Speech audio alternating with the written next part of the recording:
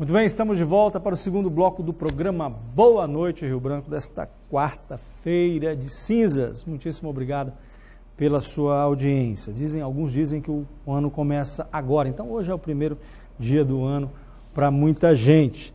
Vou receber aqui, vamos falar de política agora, vamos falar de política agora.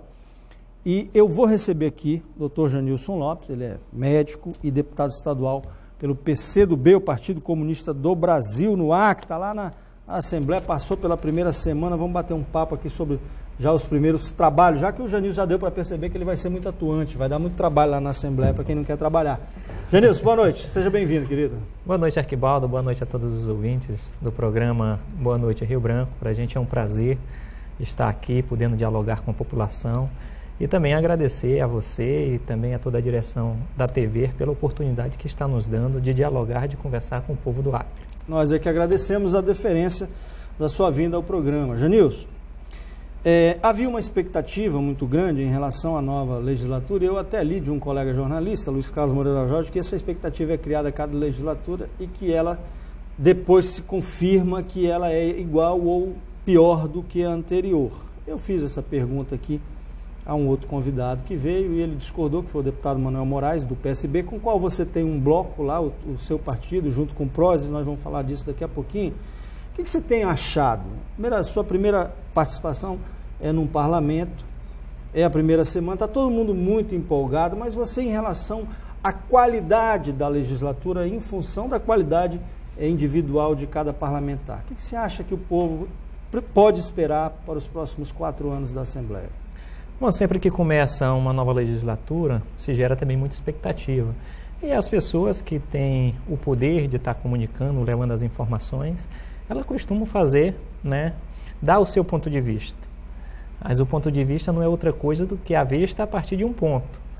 Então, é importante você deixar as coisas ir acontecendo para depois você tirar as conclusões, se a legislatura anterior era pior ou é melhor, se essa é pior ou é melhor. Eu conheci muitos deputados e, na verdade, todos os deputados da legislatura anterior. Acompanho a política há muito tempo. Não quero rotular e também não quero aqui estabelecer essas comparações, até mesmo porque nós estamos no início do processo legislativo, nós estamos no início dos trabalhos, mas pelo pouco tempo que eu estou na Assembleia Legislativa, dessa vez como parlamentar, não como uma pessoa que vai lá para assistir, eu tenho percebido um nível muito bom de todos os parlamentares interessados em participar, em produzir ações, tanto dentro da base do governo quanto da oposição. A gente vê posicionamentos qualificados, pessoas querendo contribuir, querendo mostrar trabalho. Então, a minha avaliação inicial para esse começo de processo é que a Assembleia Legislativa e que o povo do Acre, que resolveu fazer uma mudança, renovou 75% no parlamento. Para mim, nesse início, os parlamentares lá estão procurando fazer seu trabalho. Estou gostando do modo como cada um está atuando. Junto com o PSB e o PROS, o PCdoB montou um bloco lá e se tornou a segunda maior força do parlamento estadual. Isso está previsto lá no regimento interno da casa. E como é que foi esse entendimento? De quem foi essa ideia? Inclusive deu uma prejudicada na oposição, isso aí tirou tempo deles, tirou condições de ocupar vaga nas comissões. Como é que funciona essa proporcionalidade para que eu também quero entender isso, o telespectador, Janilson?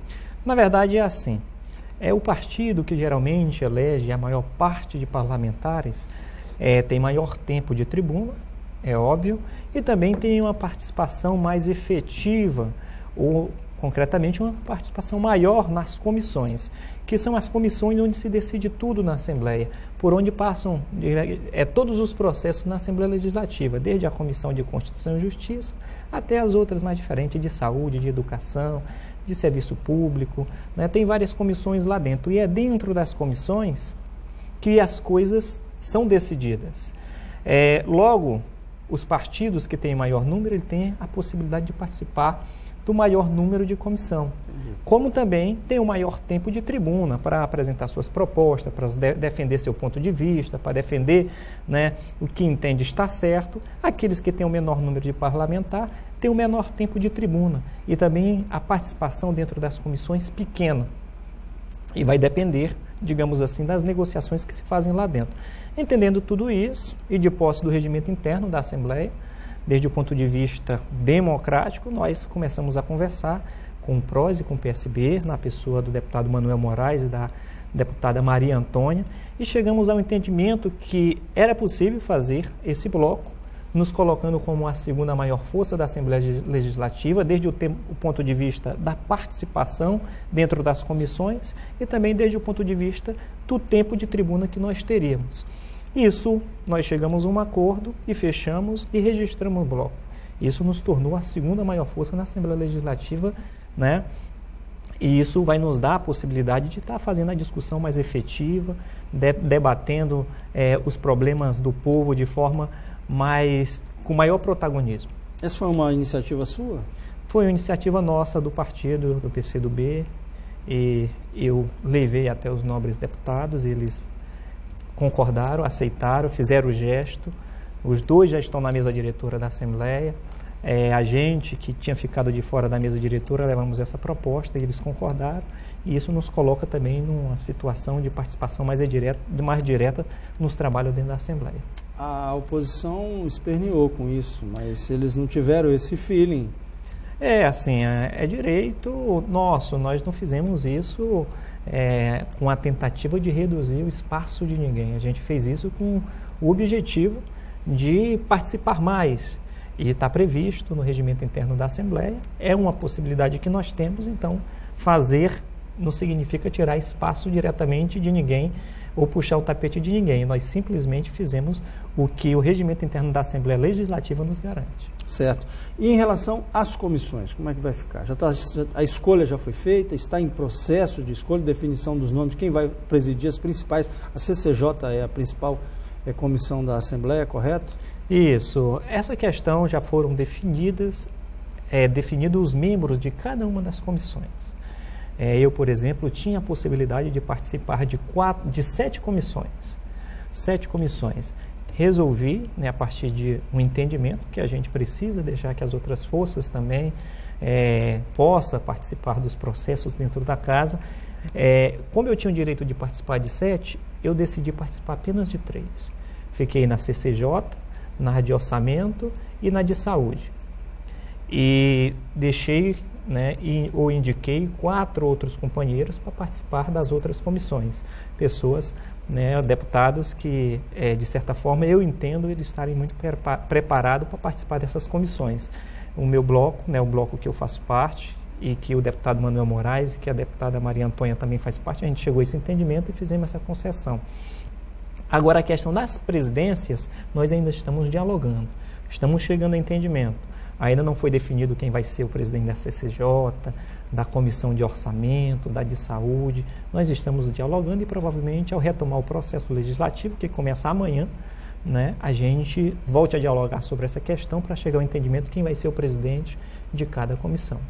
Em relação a fiéis, houve um debate na Assembleia Legislativa, parece que alguns parlamentares de oposição tentaram aí se aproveitar desse momento para criar um clima de instabilidade. Está resolvido isso, Genilson? E como foi resolvido, se a sua resposta for sim? Bom, resolvido ainda não está, mas nós fomos procurados na Assembleia Legislativa por um grupo de estudantes que estavam muito preocupados por conta que eles estavam sob uma condição difícil na vida deles, que estavam com dificuldade de efetuar as matrículas dele. Por quê? Por conta que o seu financiamento, que foi feito lá atrás, para que ele pudesse estudar durante todo o seu processo de formação, sem ter necessidade de tirar dinheiro do bolso, ele estava deixando de ter essa tranquilidade, porque, segundo a informação que nós tivemos da faculdade, houve um aumento na inflação, e essas faculdades começaram a aumentar também as suas mensalidades. Ao aumentar suas mensalidades, o FIES deixou de cobrir esse aumento, e eles começaram a cobrar por fora dos estudantes. E os estudantes também estavam sendo cobrados, mas também para que ele pudesse efetuar a matrícula dele, eles precisavam assinar um termo de compromisso dizendo que estavam cientes daquele dinheiro que eles estavam sendo cobrados e que eles teriam que pagar. E muitos, como não estavam de acordo em assinar o termo, e como não tinham dinheiro para pagar esse valor adicional, nos procuraram. Nós fomos até a faculdade, até a Uninorte, conversamos, né? Chamamos os deputados federais, houve uma intervenção do deputado Angelino, do deputado Léo, né, deputado Cibar, conversaram lá no Ministério de Educação e houve o seguinte entendimento até então. O ministro elevou a margem do FIES para 6,5%. O novo ministro. Antes, quem quisesse aumentar as suas mensalidades podia aumentar até 4,5%.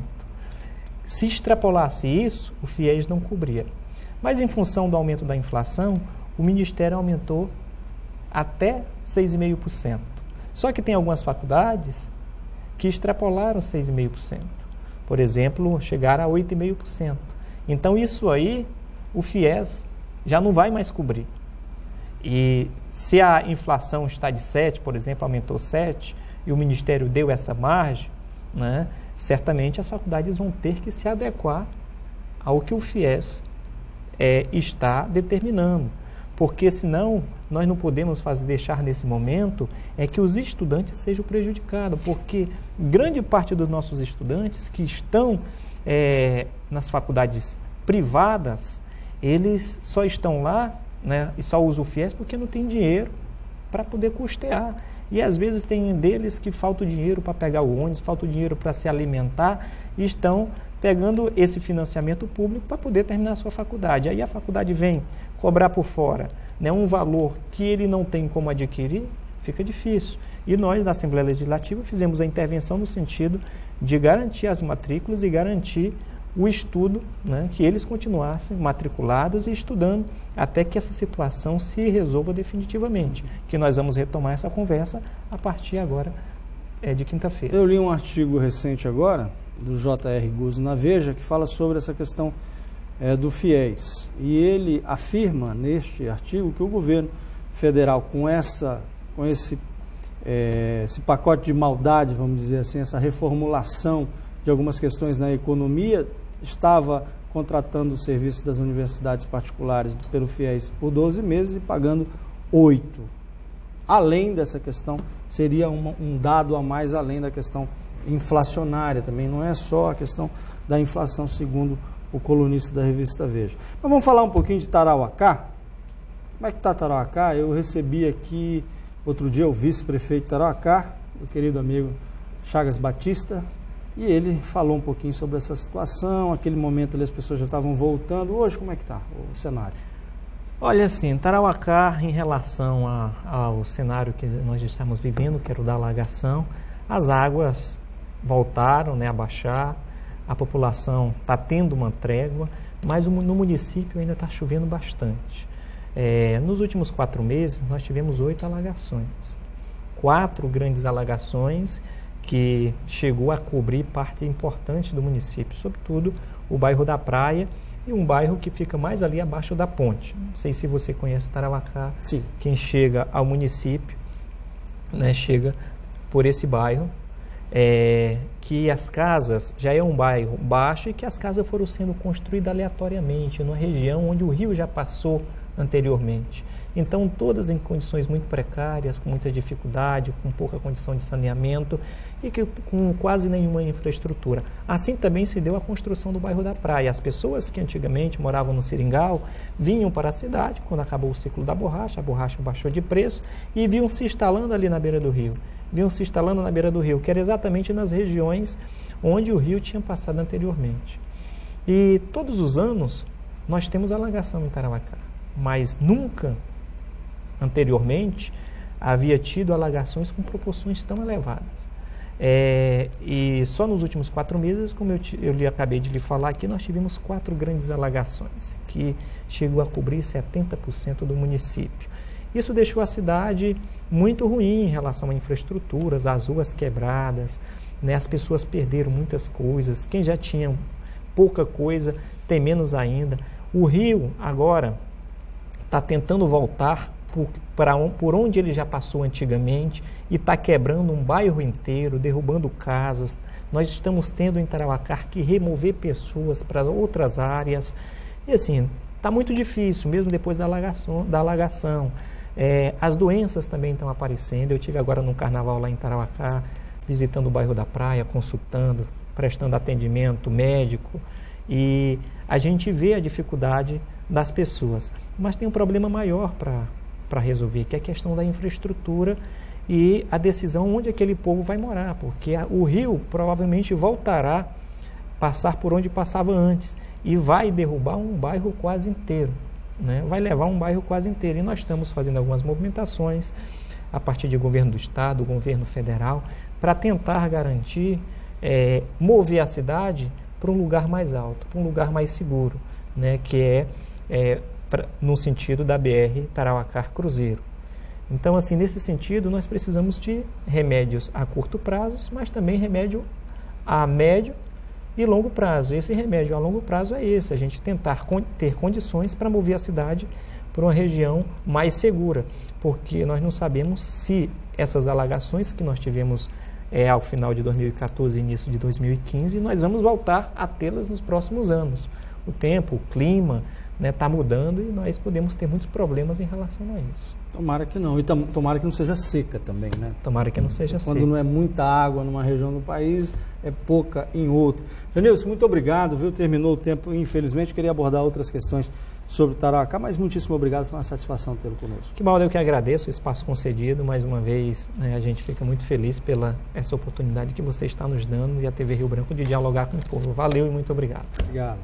Obrigado a você também que me acompanha. Estamos encerrando este bloco. 2 minutinhos e meio só de intervalo. Daqui a pouquinho eu volto. Por favor, não saia daí.